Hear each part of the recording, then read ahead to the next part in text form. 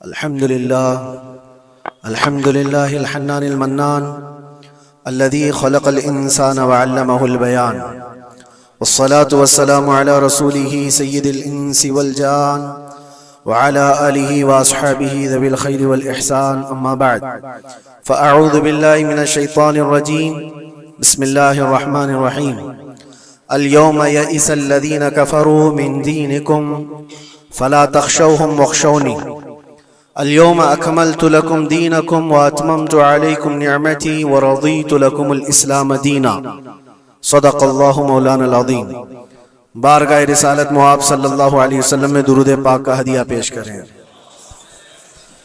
اللہم صلی علی سیدنا و مولانا محمد معدن الجود والکرم وآلہ واصحابہ الکرام وابنہ الکریم وبارک وسلم صلاة دائمة سرمدا ابدا. آج 9 ذی الحجہ ہے، جس کو یوم عرفہ کہا جاتا ہے. آج کے دن قرآن عظیم کی سب سے آخری آیت نازل ہوئی. قرآن آج مکمل ہو چکا تھا. اللہ کے نبی صلی اللہ تعالی علیہ وسلم آخری حج فرما رہے تھے، جس کو حجۃ الوداع کہا جاتا ہے. حضور پاک صلی اللہ تعالی علیہ وسلم حج کے دوران تھے اور عرفہ کا دن تھا، اور اتفاق ایسے کہ عرفہ کا دن وہ بھی جمعہ کا ہی تھا. جیسے آج ہم یوم عرفہ جمعہ کے دن منا رہے ہیں، یہ حسین مناسبت جو ہے حضور پاک صلی اللہ تعالی علیہ وسلم کے اس حج کے ساتھ بھی تھی.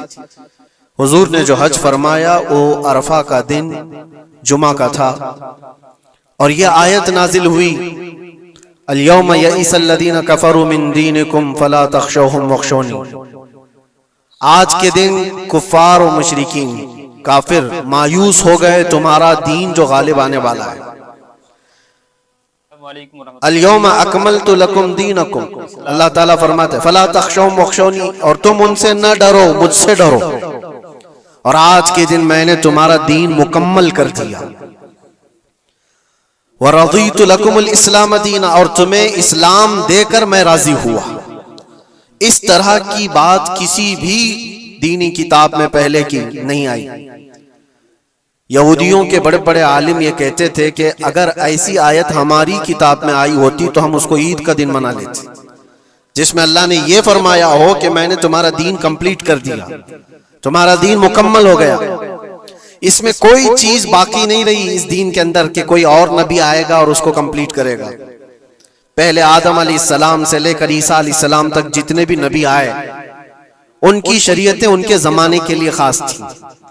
ان کے کچھ امتی تھے، کچھ علاقے تھے، وہاں تک کے لیے ان کی شریعت تھی، ان کے قانون تھے، ان کے لا تھے. جو کتاب تورات اتری وہ موسیٰ علیہ السلام پر، ان کا زمانہ خاص تھا. داؤد علیہ السلام پر زبور شریف، وہ بھی زمانہ خاص تھا، محدود لوگ تھے، سب کے اوپر نہیں تھی. عیسیٰ علیہ السلام پر انجیل اتری، جس کو بائبل کہتے ہیں، یہ ان کے زمانے کے لیے خاص تھی، ایک علاقے کے لیے بھی خاص رہی. جہاں جہاں تک وہ لوگوں کا اس کا پیغام پہنچتا رہا ان لوگوں کے لیے تھی. لیکن محمد الرسول اللہ صلی اللہ تعالی علیہ وسلم پر جو قرآن اترا، نبی بھی آخری اور کتاب بھی آخری. اس کے بعد کتاب تو کیا، اب کوئی آیت بھی قیامت تک نہیں آنے والی، کسی پر کوئی آیت نہیں آنے والی. یہ کتاب مکمل ہوئی. لیکن قرآن پاک کے اترنے کا بھی جو انداز ہے، وہ ڈائریکٹ حضور پاک صلی اللہ تعالی علیہ وسلم پر پوری کتاب نہیں اتاری گئی. تقریباً 23 سال لگے. کبھی ایک آیت آتی، کبھی 2 آیتیں، کبھی 5 آیتیں. موقع کے اعتبار سے حضرت جبرائیل علیہ السلام قرآن کی آیتیں لے کر اترتے تھے اور حضور پاک صلی اللہ علیہ وسلم کو سناتے تھے، جس کو کہتے ہیں وحی اترنا، وحی کا اترنا. یہ قرآن پاک کے نازل ہونے کا جو پروسیس ہے وہ 23 سال لگ گئے، 23 ایئرز. اور 23 سال کے بعد قرآن کمپلیٹ ہوا. جب حضور پاک صلی اللہ علیہ وسلم کی عمر مبارکہ 40 سال کی تھی، اس وقت قرآن اترنا شروع ہوا. جب آپ کی عمر مبارکہ 63 سال کی ہوئی تو قرآن کمپلیٹ ہوا. اور کمپلیٹ کس دن ہوا؟ یوم عرفہ جمعہ کے دن، جو آج کا دن تھا. قرآن مکمل ہو گئے. اور آخری آیت یہ نازل ہوئی آخری آیت یہ تھی کہ اللہ فرماتا ہے آج کے دن میں نے تمہارا دین مکمل کر دیا اور اپنی نعمتیں تمام کر دی اور تمہیں اسلام دے کر راضی ہوا۔ ایک بڑی عجیب بات میں آپ کو بتاؤں، یہ عرفہ کا دن جو رسول پاک صلی اللہ علیہ وسلم کے حج کا تھا، روایت میں تقریباً 1,20,000 کے قریب صحابہ حضور کے ساتھ حج کر رہے تھے۔ ایک بہت بڑا مجمع، اس زمانے میں 1,20,000 لوگوں کا جمع ہونا، حضور پاک صلی اللہ تعالی علیہ وسلم کے ساتھ ہر جگہ ہر علاقے کے لوگ شامل ہوئے اور صحابہ وہاں پر موجود تھے، اور حضور نے ایک دستور عطا کیا، ایک قانون عطا کیا جو آپ کا آخری خطبہ ہے، وہ پوری دنیا کے لیے مشعل راہ ہے۔ حضور نے جو اپنا آخری خطبہ دیا تھا حجۃ الوداع کا، جس میں زندگی گزارنے کے ایسے اصول جو اس سے پہلے کسی نے دیے نہیں تھے، وہ سب کے لیے فٹ بیٹھتے ہیں آج بھی۔ حضور نے فرمایا تھا عورتوں کے حقوق پر، بچوں کے حقوق پر، بوڑھوں کے ساتھ معاملات پر، غلاموں کے ساتھ سلوک پر، سود کی حرمت پر، بہت ساری یہ تمام چیزوں کا مجموعہ ایک خطبہ تھا حضور کا آخری خطبہ۔ جب حضور نے یہ خطبہ دیا اور ساری باتیں بیان کی تو صحابہ تو خوش تھے اس آیت کے اترنے کے بعد کہ کمپلیٹ ہو گیا قرآن، ہمارا دین مکمل ہو گیا آج۔ ایسا نہیں کہ ابھی اور کوئی حکم آنے والا ہے، جو آنا تھا ہو گیا۔ تو صحابہ خوش تھے، لیکن حضرت ابوبکر صدیق رضی اللہ تعالیٰ عنہ رو رہے تھے۔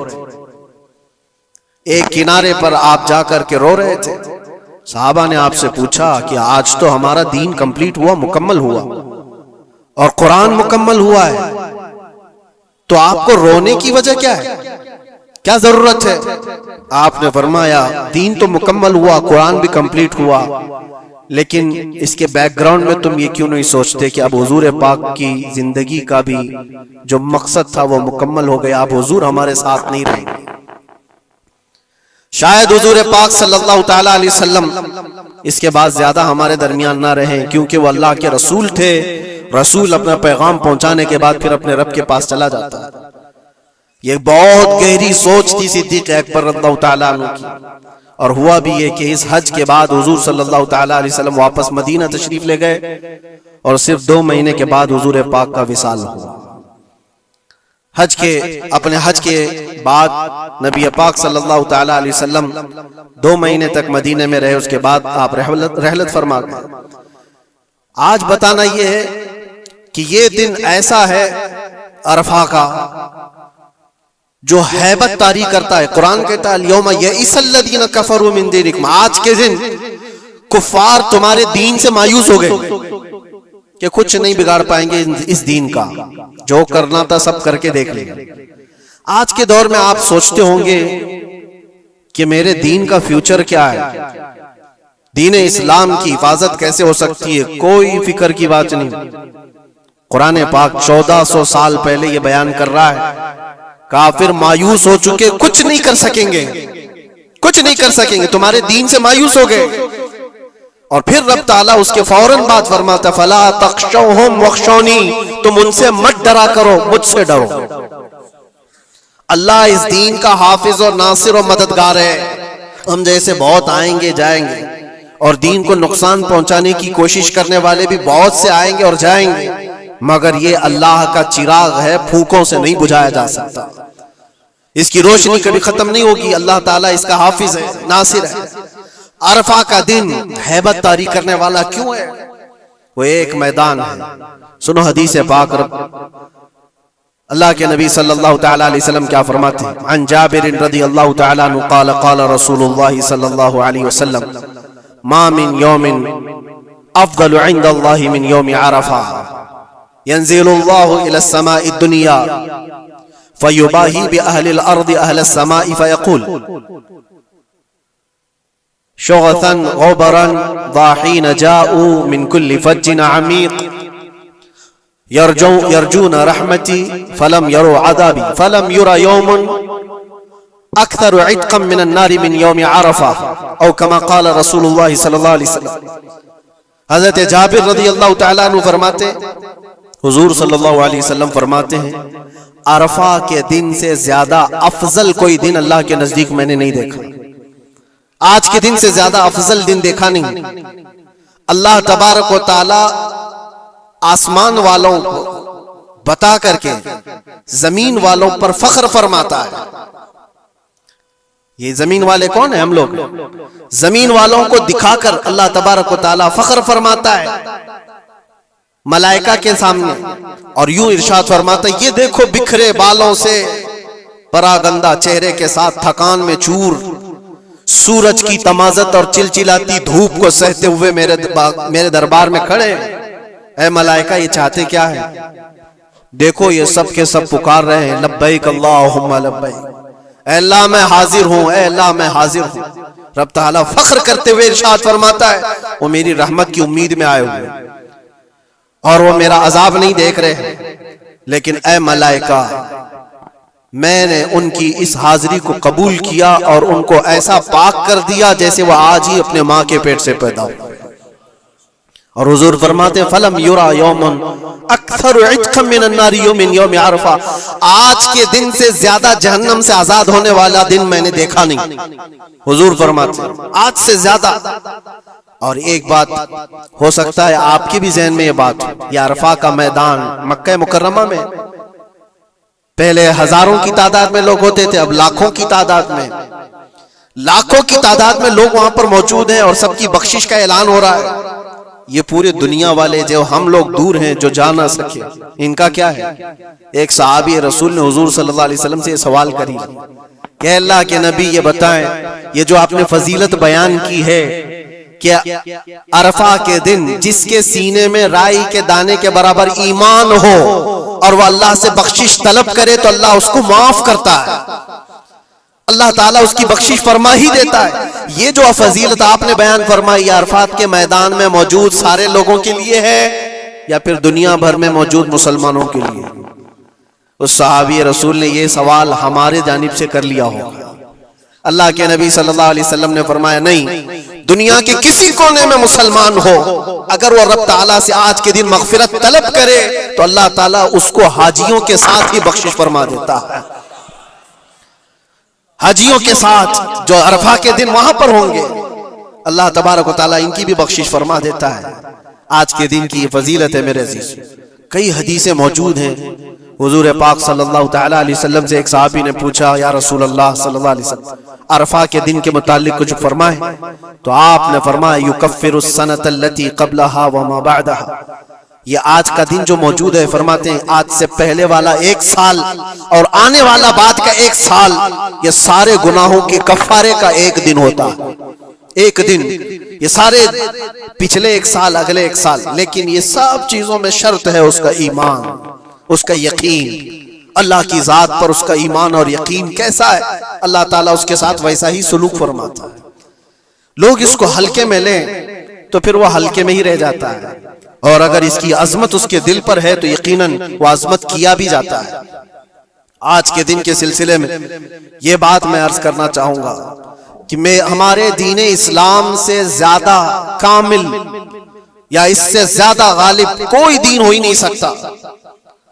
اس کو اللہ تبارک و تعالیٰ نے ایسا کامل فرمایا، ماں کے پیٹ سے لے کر کے قبر میں جانے تک انسان کے ہر مسئلے کا حل دین اسلام میں بیان کیا گیا. قرآن پاک اللہ تعالیٰ فرماتا ہے کہ ہم نے ہر چیز کا بیان اس میں واضح طور پر کر دیا ہے. وَلَا رَطْبٍ وَلَا يَابِسٍ إِلَّا فِي كِتَابٍ مُبِينٍ، کوئی خشک چیز یا کوئی تر چیز ایسی ہے ہی نہیں جو قرآن میں بیان نہ کی گئی ہو. ہر چیز رب تبارک و تعالیٰ نے وضاحت کے ساتھ بیان فرمایا. اور رب تعالیٰ نے یہ بھی فرمایا کہ ہم نے اے محبوب ہر چیز کا واضح بیان آپ پر اتارا ہے. ساری چیزیں جو کمپلیٹ ہیں ہمارے دین کے اندر. لوگوں کو ایسا لگتا ہے کہ دین اس میں کچا ہے اس میں کچا ہے، جو غیر مسلموں کی طرف سے اعتراضات ہیں. میں چیلنج کے ساتھ کہتا ہوں، میں ایک چھوٹا سا قرآن کا طالب علم، میں ایک چھوٹا سا خادم ہوں، لیکن آج کے زمانے میں جس کو قرآن پاک کے انکمپلیٹ ہونے پر یا پھر دین اسلام میں کسی شوشے کے باقی رہنے پر سوال ہو وہ ہم سے بات کر سکتا ہے. انشاءاللہ الذی شافی و وافی جواب دیا جا سکتا ہے رب تعالیٰ کے فضل سے. اس لیے کہ ہمیں پتہ ہے ہمارا علم کم ہو سکتا ہے لیکن رب کا وعدہ اور رب کا فرمان غلط نہیں ہو سکتا. رب نے جو فرمایا اس دین کو کمپلیٹ کر دیا گیا تو دین مکمل ہے. دین مکمل ہے. کس کے حقوق پر بات نہیں کیا اسلام نے؟ کس کے حقوق پر؟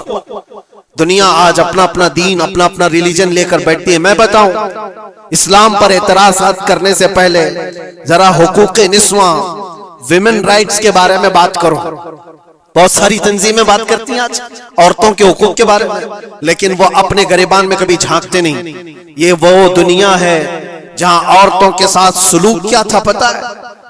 رومن ایمپائر جو دنیا کا سب سے بڑا ایک نظام چلانے والی حکومت تھی. رومن ایمپائر, پرشین ایمپائر نام سنا ہوگا آپ نے. اور یونانی حکومتیں تھی. یونانی حکومتوں کے درمیان عورتوں کے سلسلے میں ایک کانفرنس کی گئی تھی کہ ان کو انسان سمجھا جائے کہ نہیں سمجھا جائے. عورتوں کو جب بازاروں میں لایا جاتا تھا تو 5-5 زنجیریں ان کے جسم پر ڈال کر لاتے تھے, 2 ہاتھوں میں, 2 پیروں میں اور 1 گلے میں. یہ 5 زنجیروں کے ساتھ مرد عورت کو ہانکتا ہوا بازار میں لاتا تھا. عورت کا یہ مقام تھا دنیا کے پاس, اور وہ 5 زنجیروں کو کاٹ کر کے اسلام نے عورت کا زیور بنا دیا. عورتوں کے حقوق پر بات کرنے والی بہت ساری تنظیمیں ذرا تاریخ پڑھ کر کے دیکھو.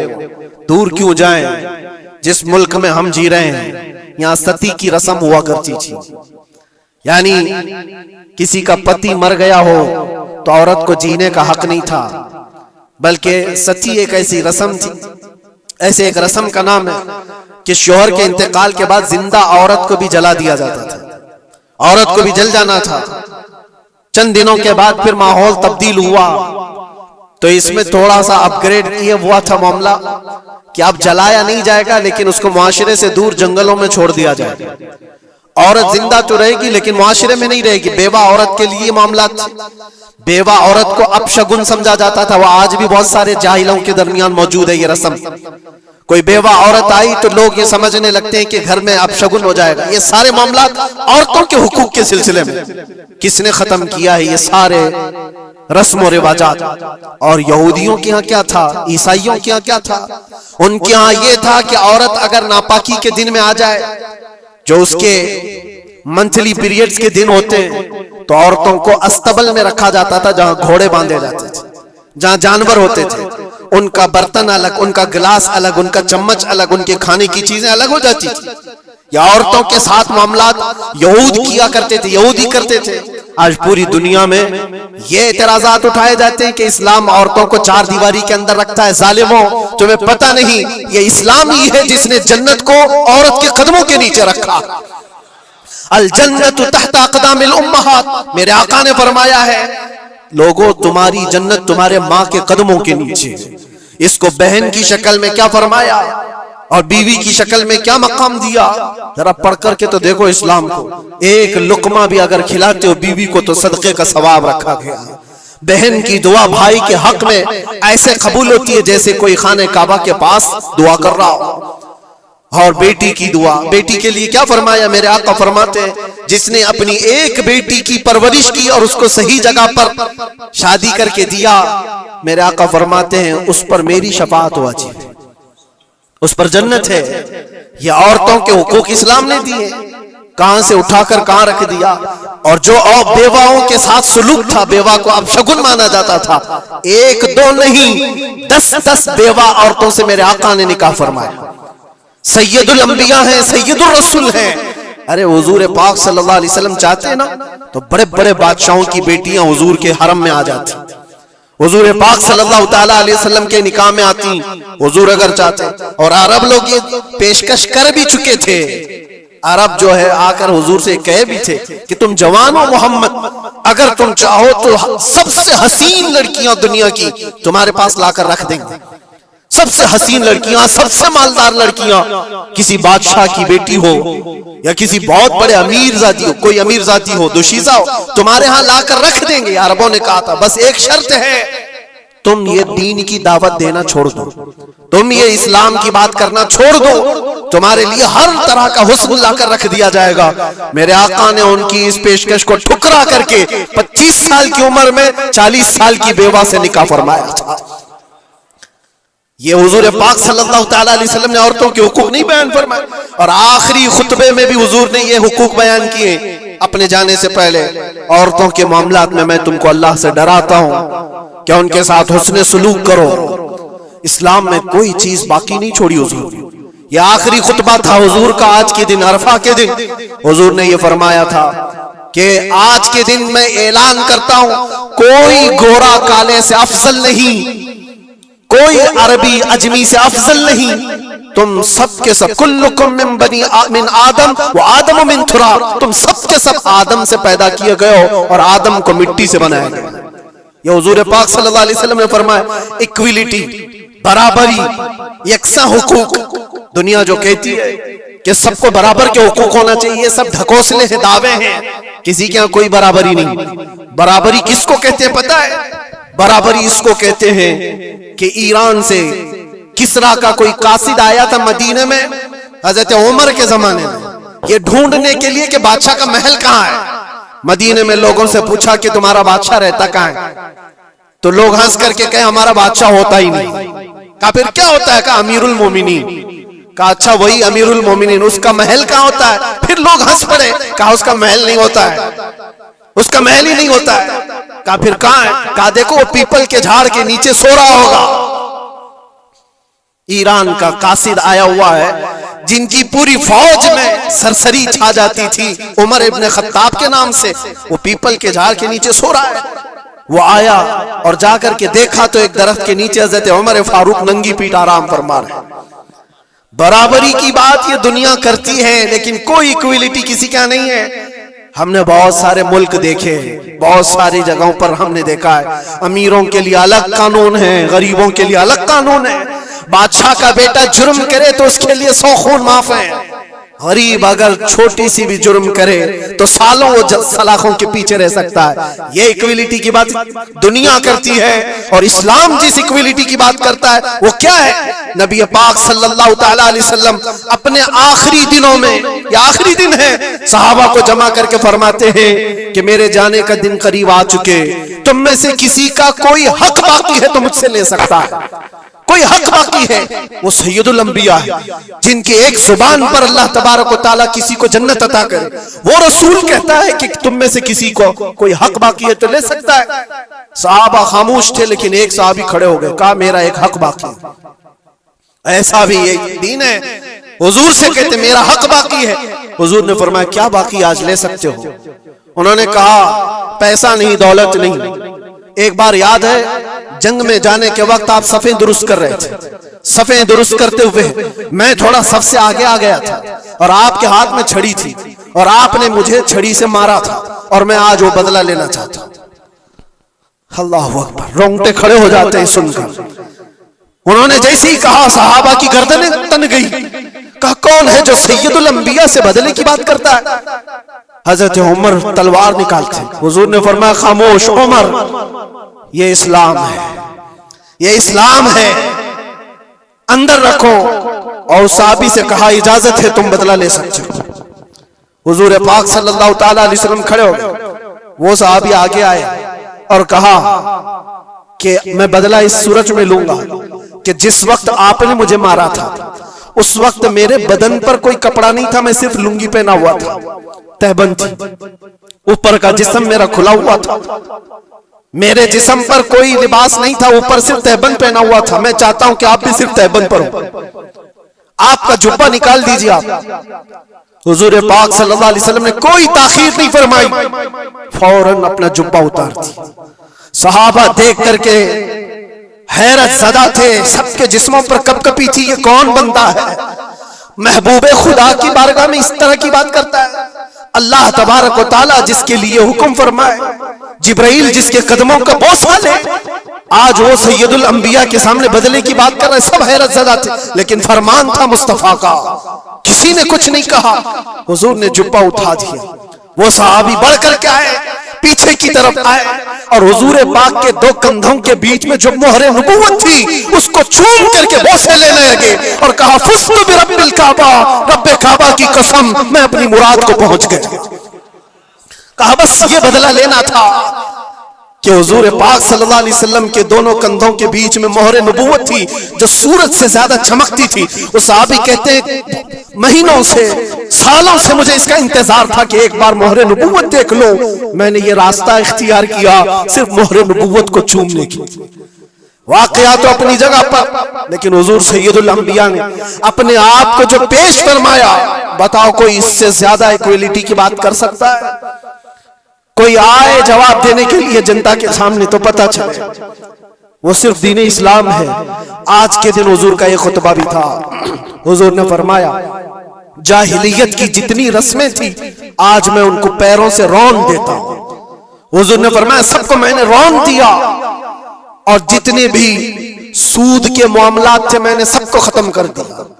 سود کو حضور نے حرام فرمایا۔ مسلمانوں، اس بری بلا میں کبھی نہ پڑنا، اس لیے کہ میں نے اپنے مطالعے میں دیکھا اس سے زیادہ ہلاکت والی چیز کسی کے بارے میں نے نہیں سنا۔